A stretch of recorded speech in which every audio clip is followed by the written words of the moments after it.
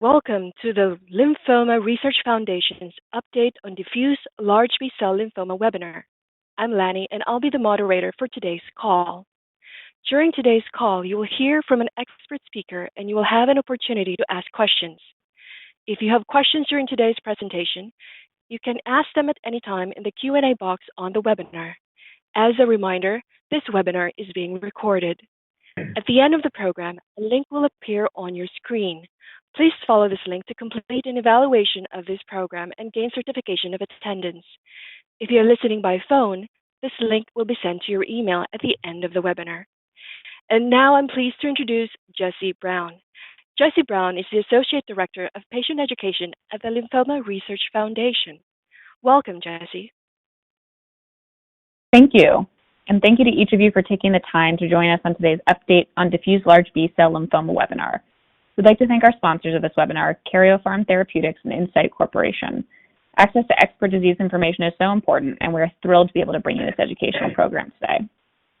Before I turn it over to Dr. Olszewski, I want to share information with you on the Lymphoma Research Foundation. At this time, I'd like to show you a short video that better explains the work that we do in striving to impact patients, caregivers, and healthcare professionals as we work to fight lymphoma.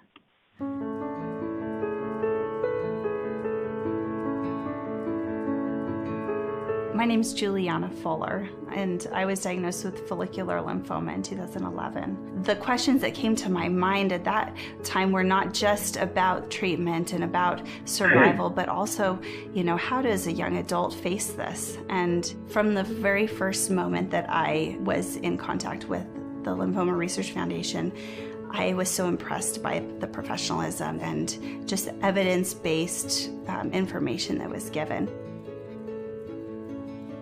For a lymphoma patient, whether it's newly diagnosed or relapsed, the Lymphoma Research Foundation is an invaluable tool. It's a fantastic resource, number one, for patient education, whether it's online videos, online information, access to clinical trials. Patients can also meet other patients with similar shared experiences as well.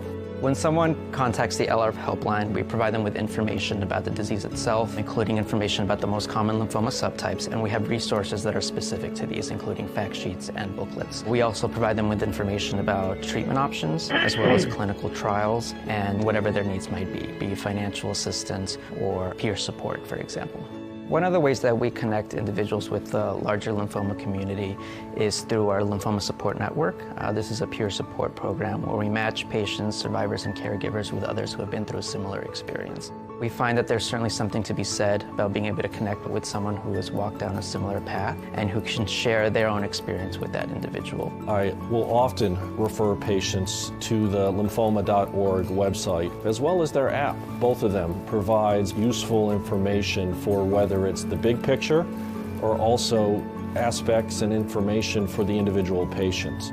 My involvement with the Lymphoma Research Foundation, currently as an ambassador, as an FDA patient representative, and sat on oncologic drug advisory committee panels for lymphoma treatments. It's what I owe to the team that helped cure me. It's what I owe to the lymphoma community. Even since my diagnosis, there's been so many new treatments out and even changes in recommendation of what frontline therapies should be. To say how LRF has impacted me, it just has been huge. I felt this relief of anxiety. The resources that the Lymphoma Research Foundation provides to patients are really invaluable. Coming into the foundation allowed me to do what I need to do as a survivor, and that is to support the new patients that we have, to support the mission to eradicate lymphoma and serve those touched by the disease.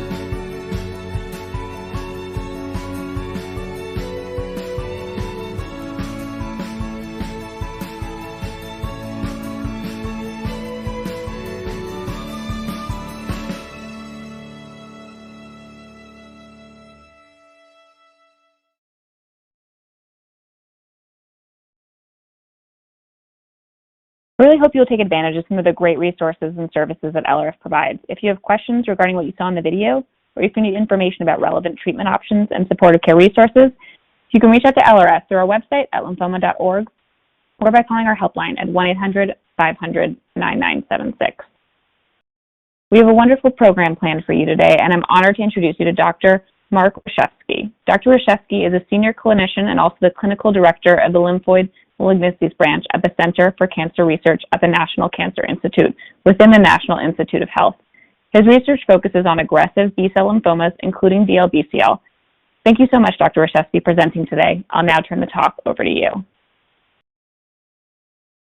Well, thank you. I appreciate this opportunity to speak to both patients and caregivers as well as other physicians who, like me, consistently strive to improve the cure rate in large cell lymphoma. So I set forth this talk with that in mind, that's who's having this conversation. So we will assume a certain basic understanding of diffuse large B-cell lymphoma, what it is and what we're trying to do, with this whole concept in mind of how is the field working towards improving the number of patients we cure.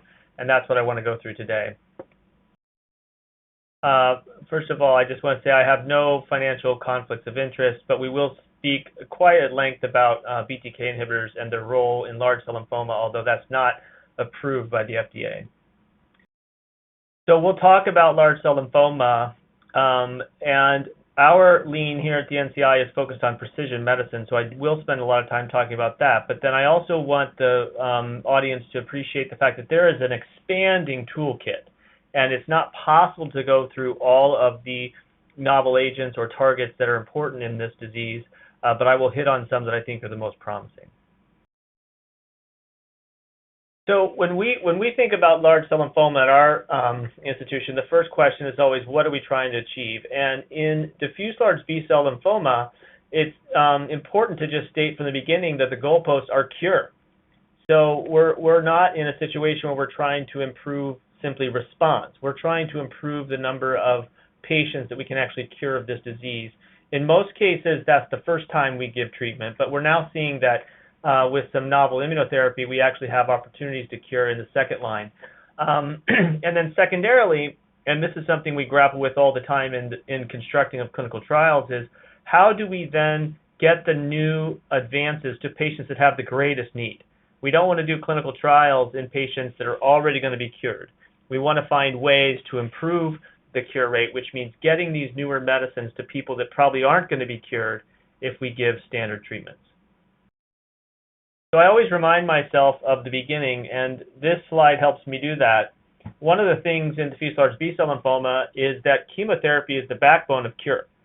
So these are all researchers that spent at least some time at the National Cancer Institute developing combination chemotherapy, which we would hold up as an example of a success, right? So we are probably curing 70, maybe 75% of patients with large cell lymphoma with the first treatment, and that is largely built on the back of folks like this who pioneered this work and put us where we are today. What we're going to talk about now is how we get past this problem of patients that have lymphoma that's resistant to chemotherapy.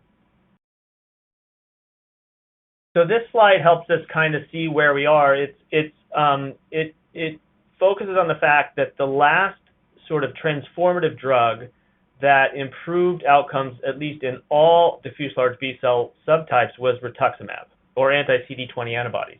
And so you can see from the slide that it clearly improves outcomes compared to CHOP alone, and that's true for probably all different types of large cell lymphoma. But the cure rate is probably only 60% in this group of patients, which was patients over the age of 60. Maybe it's higher, closer to 70% if patients are younger, but still there's plenty of room to improve the cure rate.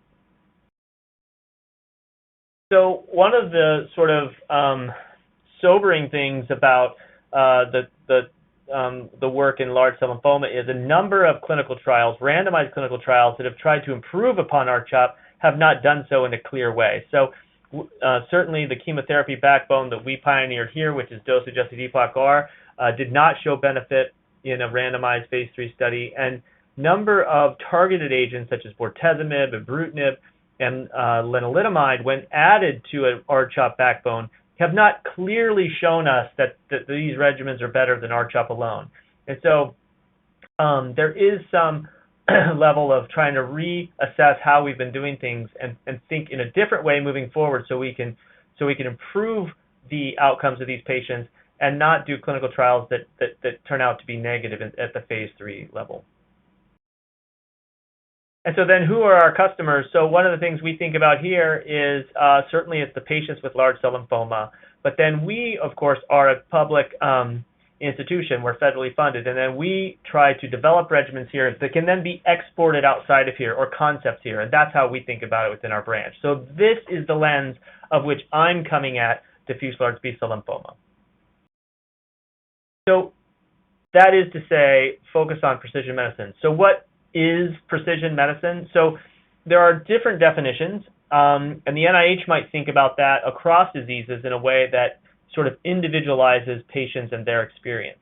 But when we're talking about cancer, then the NCI's definition is, through the knowledge of the genetics and the biology of the disease, in this case lymphoma, that is the path forward by which we would understand the more effective treatments. And so that's what we mean when we use the term precision medicine. But like all things, when we're talking about where we want to go, we have to think about, well, what are the barriers? And one of the main barriers to precision medicine is that we're trying to take a complex problem and simplify it. And it is always possible that when we simplify things, we could oversimplify things. And so it's not necessarily true from first principles that a precision medicine approach will be better. We have to recognize that sometimes when we're looking at the lens and we distill it down to its smallest parts, we might miss bigger pictures. And so we have to kind of zoom in and zoom out throughout this whole process. So this slide kind of highlights the way I think about large cell lymphoma, which is that it's large cell lymphomas. These are multiple different types of tumors. And what that means is things that look the same underneath the microscope are actually very different if you break them down into their molecular phenotypes. And this is technology that's now about 20 years old that shows us that diffuse large B-cell lymphoma from a phenotypic point of view, or how the genes are actually expressed in the tumors, is very different. These heat maps show us that ABC large cell is different than GCB large cell, and primary mediastinal B-cell lymphoma is completely different biologically than these other forms of diffuse large B-cell lymphoma. And this forms the basis for why we might treat them differently. They are not the same disease. It is not a uniform disease. So we have been interested in this question, and what this slide is supposed to show, there's supposed to be medicine ibrutinib here that shows up that didn't show with the animation, but we have been interested in the signaling pathways that highlight the higher risk form of large cell lymphoma, which is the ABC subtype. So what you're seeing here is a very complicated slide of inside the cancer cell, inside the lymphoma cell, that's highlighting various mutations, but how these mutations actually cooperate with each other to form signaling pathways down to the center of the cell, which is at the bottom of the slide. And you can see at the top with the cell membrane, it's all focused on B cell, the B cell receptor. And the way that the B cell receptor actually signals to the inside of the cell is actually critical when we're developing newer therapies. So this is a slide that shows the results of the dose-adjusted EPOCH-R compared to R-CHOP study. I told you there was no benefit in progression-free survival, and you can see that pretty clearly depicted here, that if we just take unselected patients, we just take all large cell lymphoma, and we try to show differences between various backbones, we often don't see much of a difference. And this is the case here. But then, if you break things down into a little bit more clarity, this is a forest plot, which then what that means is in the middle would be a line that you're saying over on this side it favors one regimen, on this side it favors another. You can see that if we look at diffuse large B-cell lymphoma, and we don't even talk about the biology, we just talk about the high-risk features such as the IPI risk group, you can see that there seems to be a trend here to where patients with higher risk IPI scores, such as 4 and 5, actually may have had a benefit from dose-adjusted EPOCH-R, and that it also tracks along patients that it's the benefit, the potential benefit of EPOCH-R goes up with each higher IPI risk score. Now, why then would this study be negative? Well, one possibility is there is it is not any better. But another thing that's teased out of this study, and we have to recognize, is we don't put a lot of high-risk patients on our clinical trials. And this has become evident in a number of clinical trials. We often set them up in ways where lower-risk patients end up on these clinical trials, which makes it much more difficult to show benefits. So I do not know whether or not EPOCH-R is better in patients that have high-risk features, but it's just something to point out as we move forward. How can we fix this problem, and how can we do that in the context of clinical trials so that we can improve upon the number of patients that achieve cure? This is one of the reasons why that study was delayed. In that study, we were interested in determining whether or not patients had ABC or GCB. At the time, the only way it could be done is with a frozen tissue. And so that trial required a separate tissue biopsy for frozen analysis. Now, with technological advances, we can achieve the same information, whether or not a patient has ABC, GCB, or is unclassified, on FFPE specimens. That means paraffin-embedded specimens, things that are not frozen, fresh, viable.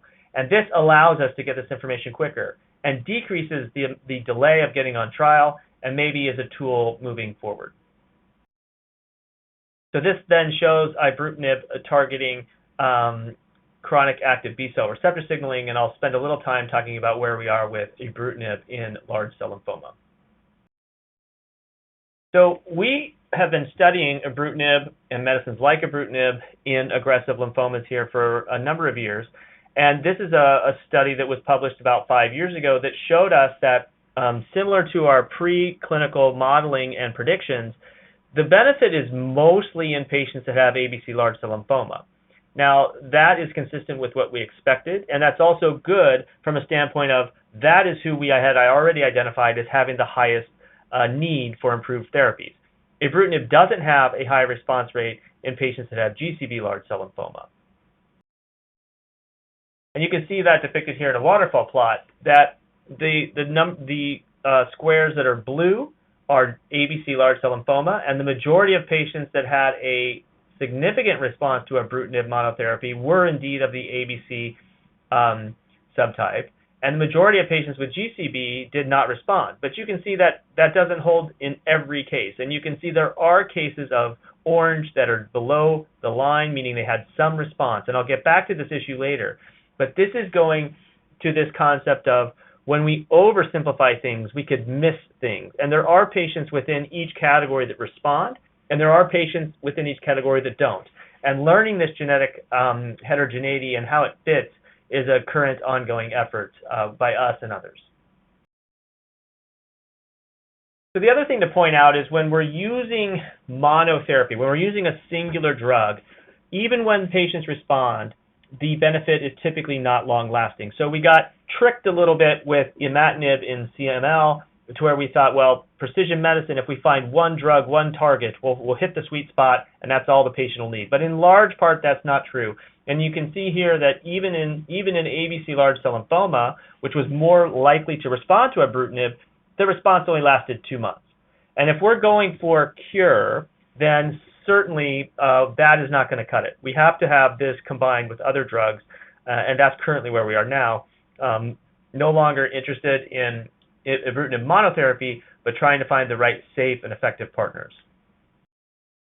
And here's an example of how this plays out in an individual patient. So this is a patient that was on that study, and she came in, these are PET scans, she came in with lots of tumor in her abdomen. Within only a few weeks, it was almost gone. And it was very dramatic. But then on continued treatment, a few weeks later, it had already developed resistance and was coming back screeching. And so this is the thing we're learning now, is the mechanisms of ibrutinib resistance, and how do we overcome those forms of resistance, since we know ibrutinib in some cases overcomes the resistance of chemotherapy. So this slide was supposed to have an animation. What I wanted to show you was these data from the phase 2 study actually led to a phase 3 study that's already been published. This is known as the Phoenix trial.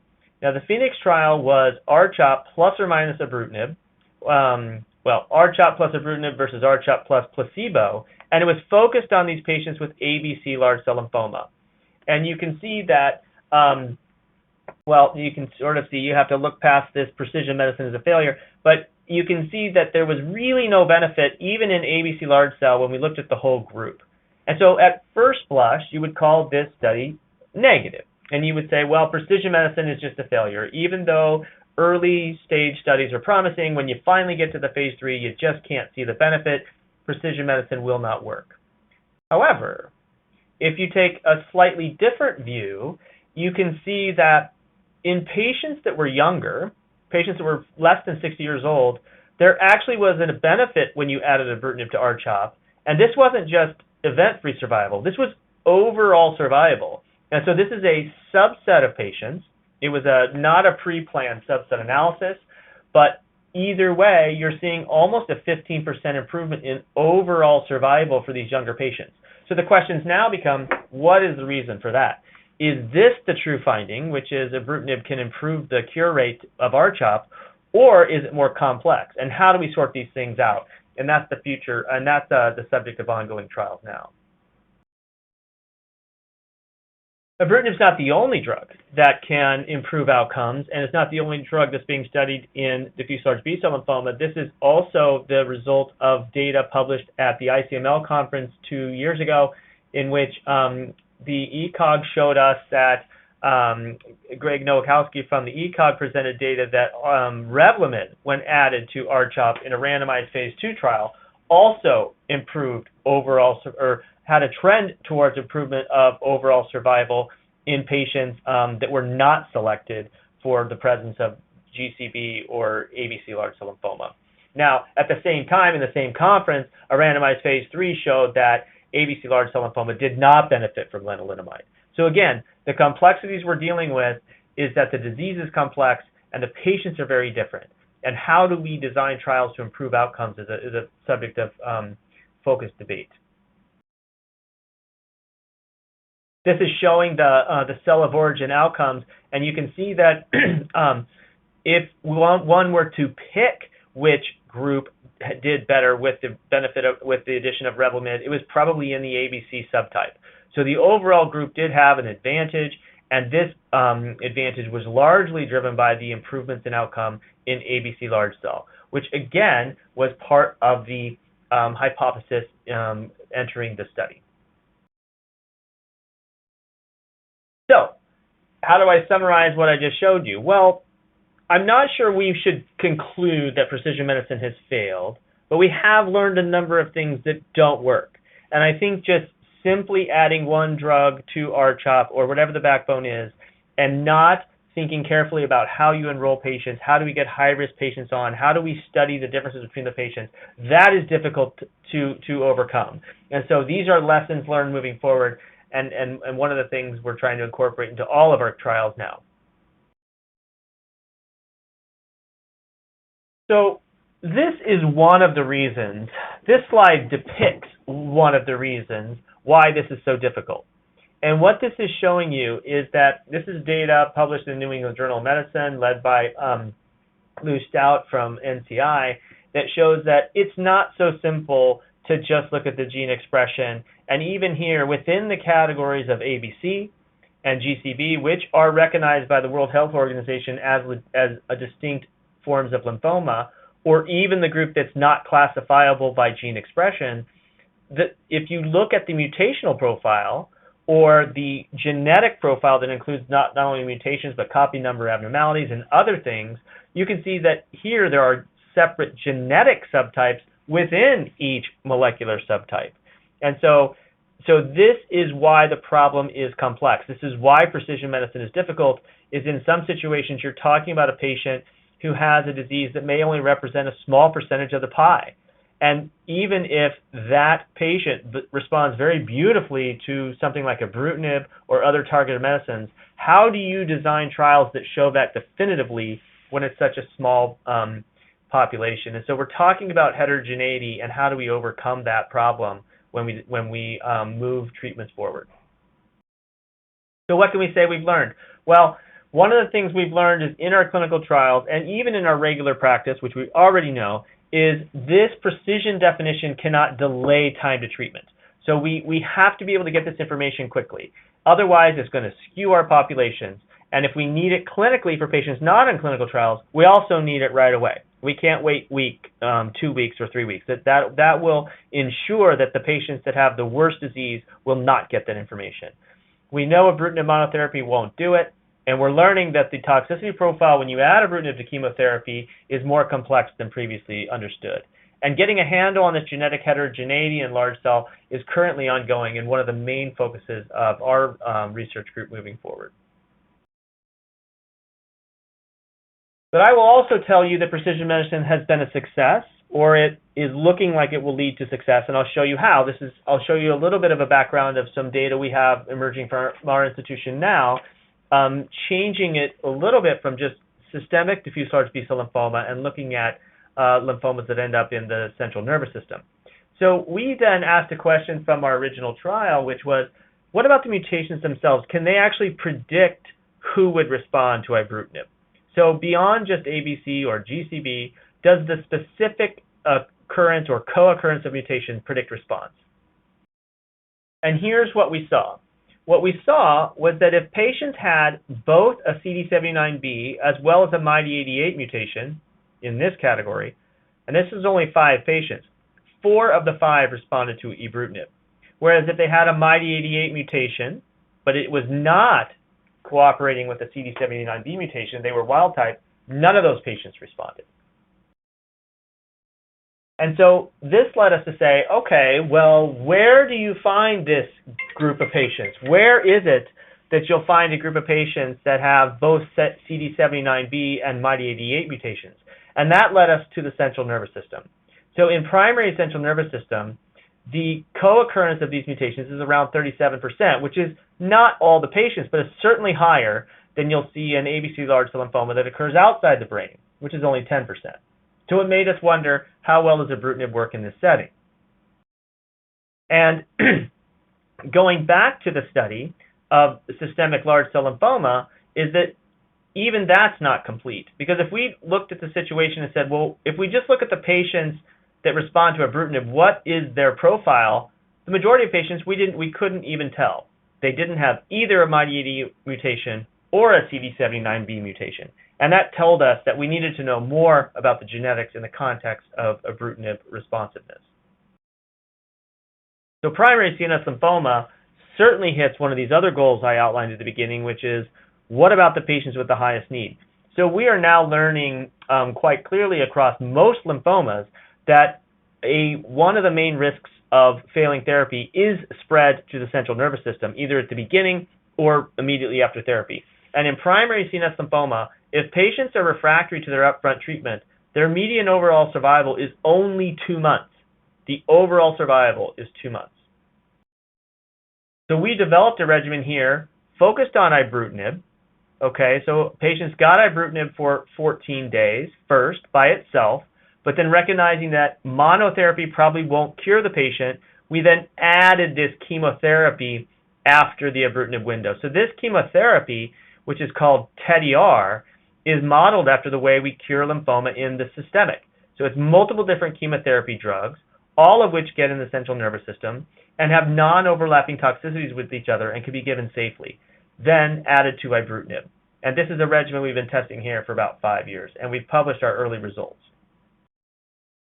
What we learned in this study was that here we are giving ibrutinib, which is a pill, and we're trying to get this drug into the central nervous system. And so we were hopeful that somebody would respond in this 2-week window. And what we actually saw was most patients responded in 2 weeks. So you can see that with this waterfall plot that patients were mostly relapsed, some of them were even untreated. Almost every patient, with one exception, had a reduction in their tumor, again, in the brain, after only 2 weeks of ibrutinib, highlighting the fact that this was a tumor that is highly responsive to ibrutinib. And here's an example of that. This also would have had an animation, but this is a patient who has a very large tumor. You can see multiple tumors in his brain.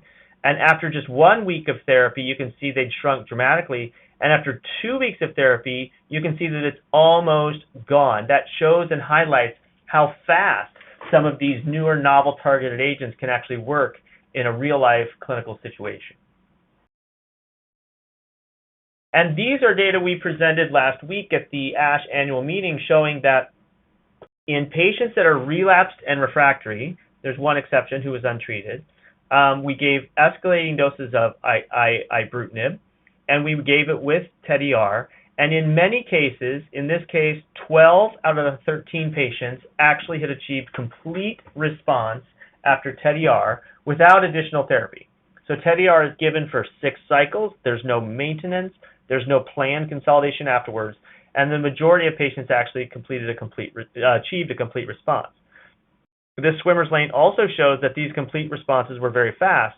Here's the window, and you can see that after only 1 month, many times patients were already in complete response. The other thing you can see is that we aren't curing all patients with this approach. You can see these red lines show that there are cases that relapse, which highlights to us that there is more work to be done to try to understand, well, what about the tumors that are resistant to this regimen? And how can we develop newer therapies, whether it's immunotherapy or additional medicines added, to overcome that form of resistance? And these are the types of questions we're asking ourselves now. This also led us to ask ourselves, well, how can we study BTK inhibitors? And thinking about the Phoenix trial where ibrutinib showed some benefit in a subset of patients, and thinking about the genetic heterogeneity of diffuse large B-cell lymphoma, is how can we understand then which patients respond to the drug and which don't? And this led us to a current clinical trial that we're doing right now at our institution. And what we're doing is we're saying, okay, instead of ibrutinib, we're using acalabrutinib, which is a second-generation BTK inhibitor. And what we're doing is we're actually giving this drug first in a window for 14 days, very similar to the way we designed our primary CNS lymphoma study. And we're saying, okay, then if patients have a reduction in their tumors, only a quarter, they only have to have a 25% reduction, then we will continue acalabrutinib with their chemotherapy, and we allow either R-CHOP or dose-adjusted EFOC-R. Whereas if they don't have a response in that 14 days, they'll get standard combination therapy. And then the research question is going to be comparing the molecular profile of tumors that do respond to acalabrutinib to those that don't. So instead of trying to guess ahead of time who's likeliest to respond, we'll let the clinical trial within the body itself occur. Then we'll see who responds, and we'll learn a little bit about the molecular profile of patients that should be prioritized for BTK inhibitors. And this is an ongoing study now at our institution.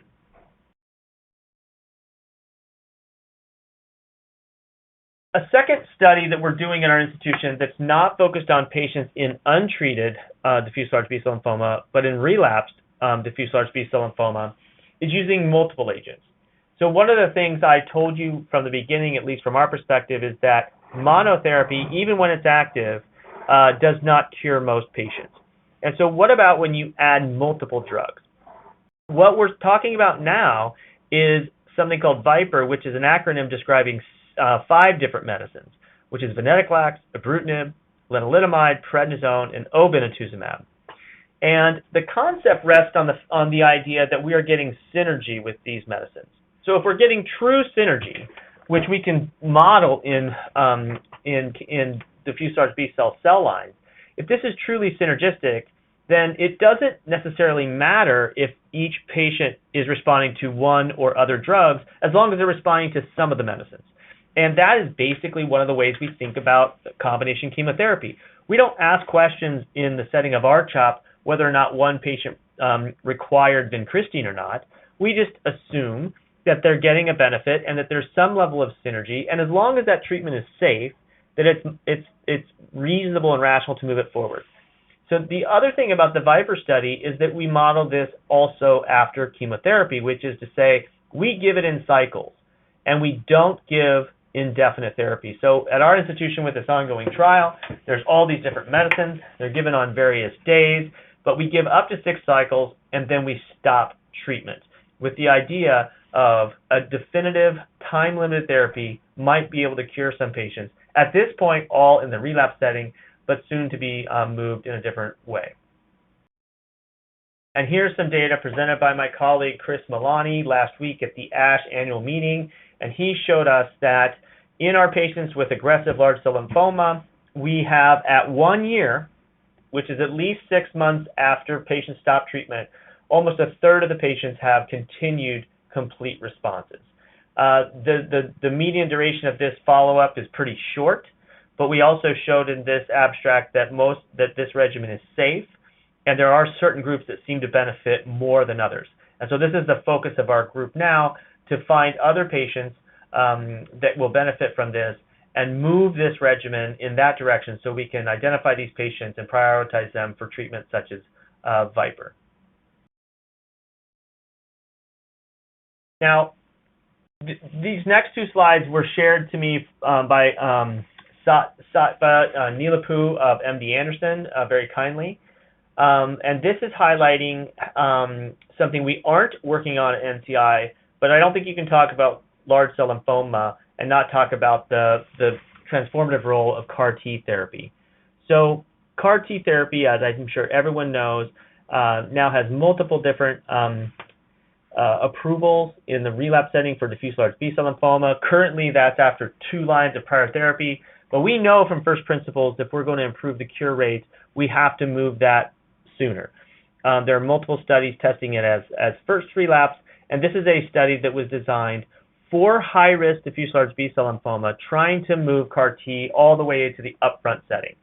So what they did was they identified patients that they felt were high risk to have not a cure with standard therapy, such as high-grade B-cell lymphoma with MYC or BCL2 or BCL6, we otherwise known as double hit, and they started analyzing patients after only 2 cycles of therapy. So we've learned with various methods such as PET scans and even circulating tumor DNA that you can get a pretty good readout after only 2 cycles of therapy which patients are responding briskly and which might not actually get a cure.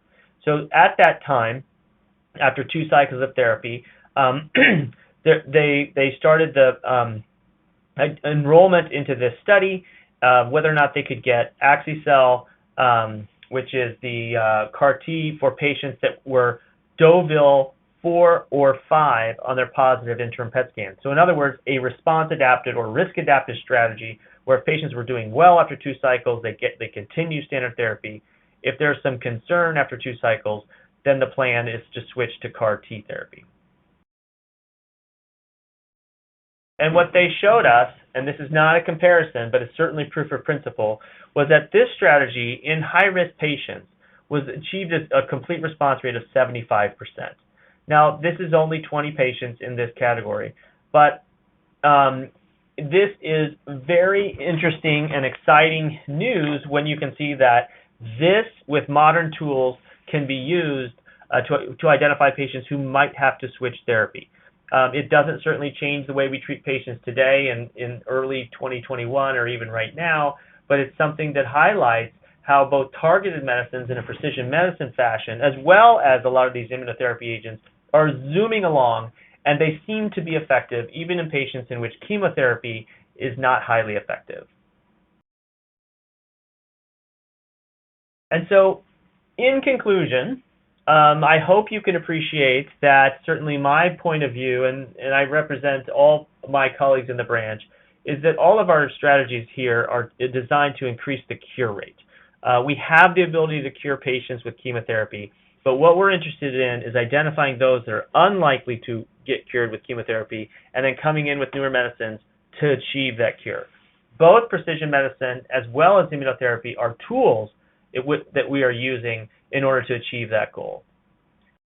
Certainly, I think recent trials have given us important lessons, and they've highlighted barriers to precision medicine, and we have to be careful not to oversimplify things, take these lessons and incorporate them into the next round of clinical trials. But I do think the precision medicine toolkit is expanding. It's not only technology. It also is study design, it's novel agents, it's things like improvements in the way FDG PET scans are done, it's improvements in things like biomarkers such as circulating tumor DNA. These are all tools that are being used in the context of newer medicines that we are hopeful will improve these outcomes we all want. And of course, from my perspective, I think often about the collaborations between an institution such as ours, which is the public sector, as well as the private sector, and how do we work together to where we can not only develop novel things, but we can actually get them to the public and the people who need them, the caregivers and the doctors themselves. So that is the conclusion of my slides. I'm hopeful and expecting there to be other questions that come in. Certainly there's a number of things I have not covered, but I'm happy to hear your thoughts and answer any questions you may have. Thank you. Great. Thank you so much, Dr. Reshevsky, for that great presentation. It was super thorough, and I know we have some questions here waiting. But we'll now begin our Q&A portion of the program. Just as a reminder, please keep your questions as general as possible so that the entire audience can benefit from their answers. If you'd like to ask a question, please submit your question through the Q&A box on your screen. We'll take as many questions as possible, but if you have a question that does not get answered, you can always reach out to the LRF helpline at 800-500-9976. We have our first question, which is, for the time being, is there any difference in the treatment for ABC versus GC type of DLBCL? Yeah, so this is an important question. I think one thing that I would highlight from the beginning is that the clinical behavior in these can be different. And so what I mean by that is if we look at tumors that are likeliest to go to the central nervous system, it looks like they're enriched for the ABC subtype. So one particular way to think about this is that those patients with ABC large cell lymphoma, one has to take a lower threshold to give prophylaxis for CNS disease and certainly look for the presence of it at diagnosis. That's one thing. The second thing, essentially, you're asking is, should we be adding targeted agents such as ibrutinib or even Revlimid to R-CHOP therapy? I think that's more complicated because I showed you that there are data that support that approach. It's certainly rational, but that there's additional toxicities too that one has to consider. So our approach, of course, we treat most of our patients on clinical trials, but outside of a clinical trial setting, we'll talk to our patients about this data, and there are situations where, particularly younger patients, where we'll go ahead and give ibrutinib to R-CHOP or even EPOCH-R because we think that patient's at high risk. So I think most patients, the answer is no, but there are exceptions in which we will at least consider the use of these targeted agents. Great, thank you so much. We had a few questions that were submitted in advance. One of those is, if I fail CAR-T cell therapy, what options are available to me? So if CAR-T therapy fails you, then it is true that there are limited options that are standard. There are some drugs that have been approved in this capacity, recently approved, that could be considered. They're not probably my first choice. I would probably, in most cases, recommend you on a clinical trial. I showed you a clinical trial that I find most promising, or one of the most promising. This is that VIPER trial here at the NCI. A number of our patients have actually achieved CR that had already had CAR-T. I think one of the challenges in this situation is sometimes the toxicities that a patient has had at that point, either from the CAR-T itself or maybe after previous therapies, can be substantial and make it difficult. But you know, that I would prioritize clinical trials for anybody who CAR-T has not cured them. Great, thanks for clarifying that. And our next question is, for more aggressive forms of DLBCL, such as double or triple hit, did trials looking into BTK inhibitors show different outcomes than for DLBCL patients? Yeah, so first of all, this double hit category, which is focused on the presence of MYC and BCL2 or BCL6, a lot of those the histology is diffuse large B-cell lymphoma. So even though we classify them separately, it's not because they're necessarily a different disease. And patients that have MYC rearrangements with BCL2, most of those patients are actually GCB. And patients that have MYC rearranged with BCL6 rearrangements, a majority of those are actually ABC. So it's a little more complex than that. We actually don't know the answer to the question, which is, will they respond differently to targeted agents? But certainly my hypothesis would be that when the data comes out, we haven't seen it yet in the Phoenix trial, but when data sets like that come out, that those patients that have MYC rearrangements and BCL6 may be more likely to respond to ibrutinib or other BTK inhibitors than with somebody with a BCL2 rearrangement. So I think it's complex, and that category in and of itself is heterogeneous. So it'll have to be sort of distilled out further, how those patients respond to targeted medicines. Our next question is, how likely is rituximab to cure GCB DLBCL? So rituximab monotherapy probably will not cure diffuse large B-cell lymphoma. Rituximab in follicular lymphoma, which is the highest response rate, the response rates are very, very high, but most of them are partial. So in order to achieve cure, of course, in large cell lymphoma, we need complete responses. And I don't think rituximab is likely to do that by itself in most cases. It certainly is critical to be added to other agents. That is for sure. But as a monotherapy, unlikely. Thank you. Our next question is, if my DLBCL is transformed from follicular, does this alter treatment or prognosis? So that's a really good question. A lot of our clinical trials don't highlight that enough. But about 15% of patients that we call diffuse large B-cell lymphoma actually have a large cell lymphoma that has transformed from a preceding indolent lymphoma. What we know about this genetically is that these tumors tend to be more complex than tumors that are large cell lymphoma de novo. Now, in most cases, genetic complexity means more resistance to chemotherapy. And that does look to be true if we look at retrospective studies. We're actually pretty interested in this question. We want to do some prospective studies in this particular patient population to answer your question. I think in general, if patients with transformed lymphoma had an indolent lymphoma such as follicular lymphoma and they never received any treatment, then oftentimes those patients can actually get a cure of their aggressive lymphoma with standard approaches such as R-CHOP. If they've already received therapy or now they've had multiple therapies, it does become more difficult. And so we would be thinking about all these treatments as well in the same context. We'd try to break it down into the individual, gene expression phenotype if we can. But really, it's an unanswered question on an individual level. It can be more difficult.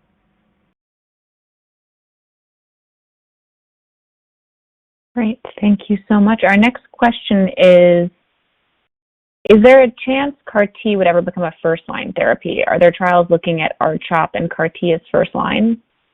So I showed you some data that's looking at this in high-risk patients. And I think in general, is there a chance? Of course. I mean, the one thing we have to be mindful of is that, the patients that already have such a high cure rate with R-CHOP, for example, we have to be careful not to enroll them onto something that might prevent them from getting a cure. That's one thing.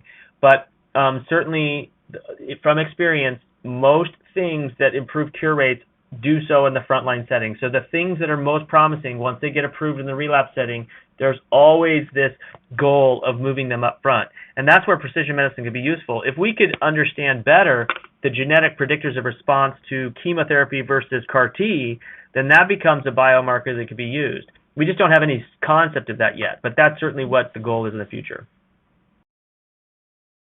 Great, thank you. Our next question is, can and will CAR-T be given in an outpatient setting?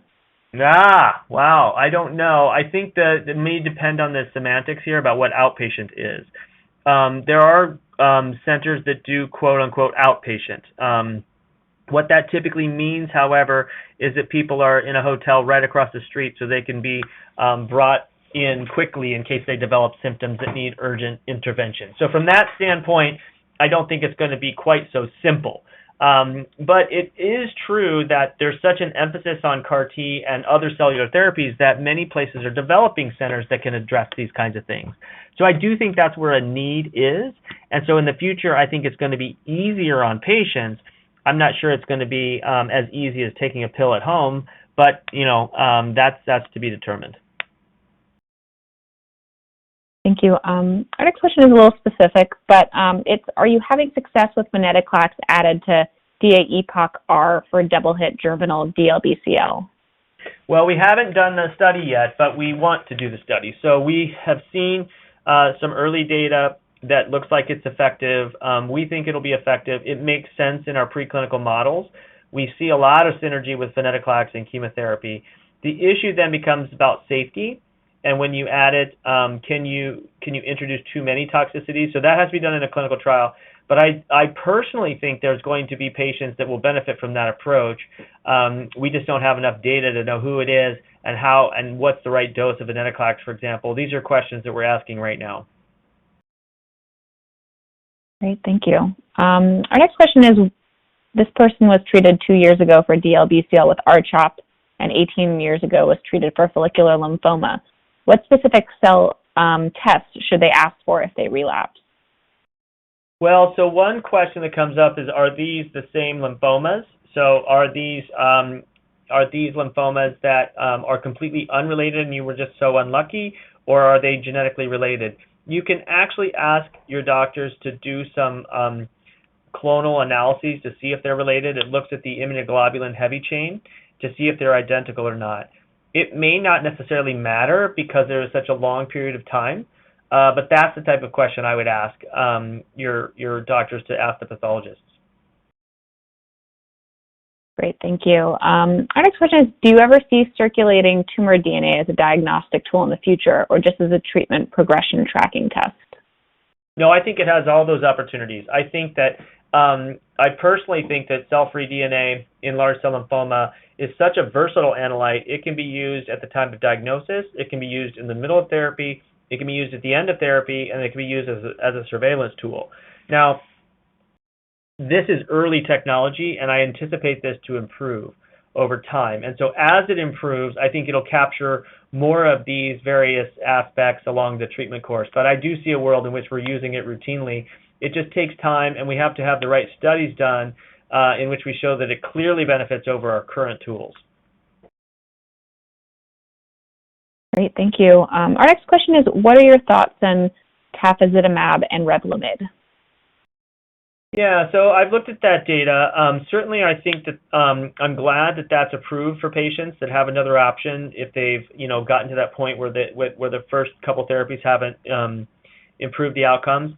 I don't know enough about how it compares to other things. Those studies haven't been done. I know in the registration trial for the FDA, those patients, at least to my eye, looked like they had relatively low-risk features, even though they were relapsed. So they didn't have a lot of patients that were refractory to chemotherapy, and there were certain restrictions on the patient population. So I do think it was a pretty narrow patient population. I'm not sure how it's going to perform in a more general patient population. So I think the jury's out. But it is always good to get these things approved so they can be tested more. And we need some comparative studies to know how it compares to other things. At this point, we don't know enough about that regimen. I would certainly think about it, and I think the toxicity profile is very manageable. So from that standpoint, it's good. But beyond that, it's hard to say. Okay, great, thank you. We have a couple more questions. This kind of goes along with our previous one, but this person's initial diagnosis was 6+ years ago. With new diagnostic procedures, should their disease be reevaluated at some point to look at genetic markers? If the disease comes back, yes. If you're asking, well, 6 years ago I had this, do I need to know what it was back then, even though it hasn't come back? I would say no. Thank you. Our next question is, if I've done really well on R-CHOP after just 3 cycles, do I have to continue to my 5th and 6th cycle? Excellent question.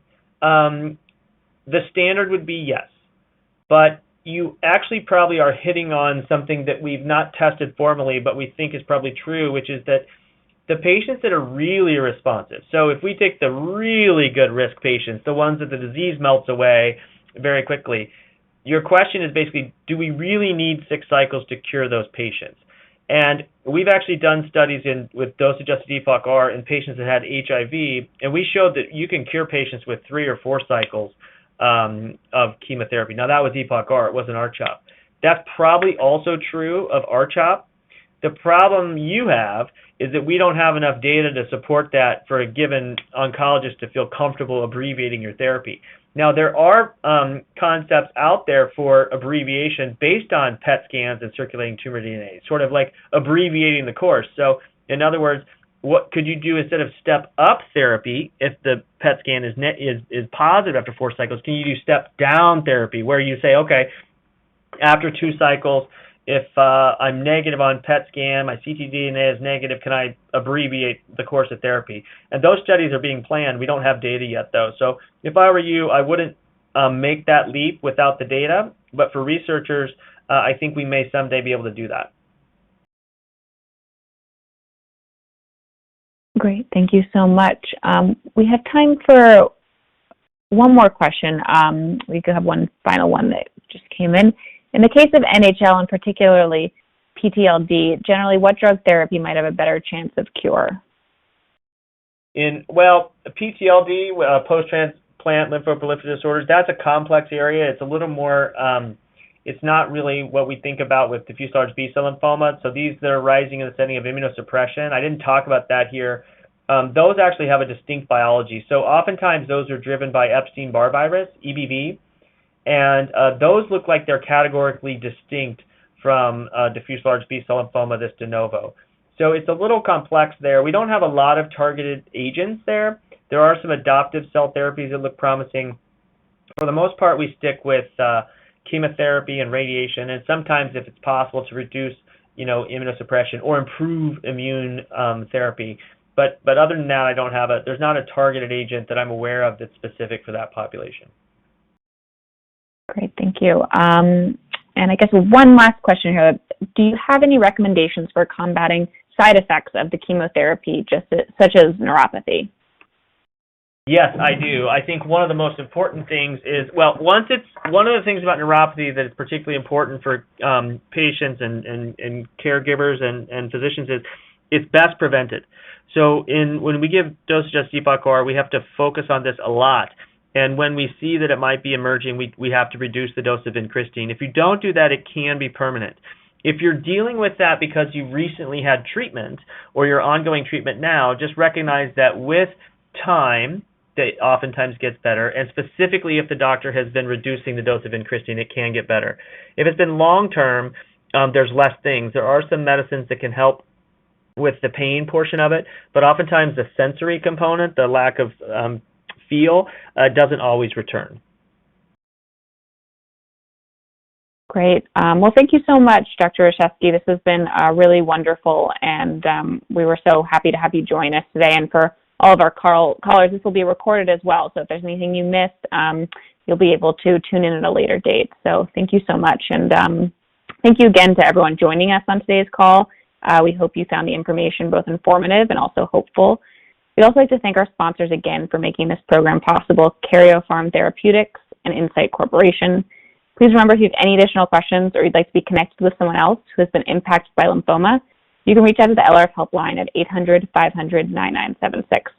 Also, at the conclusion of this program, you'll receive an email prompting you to complete a program evaluation.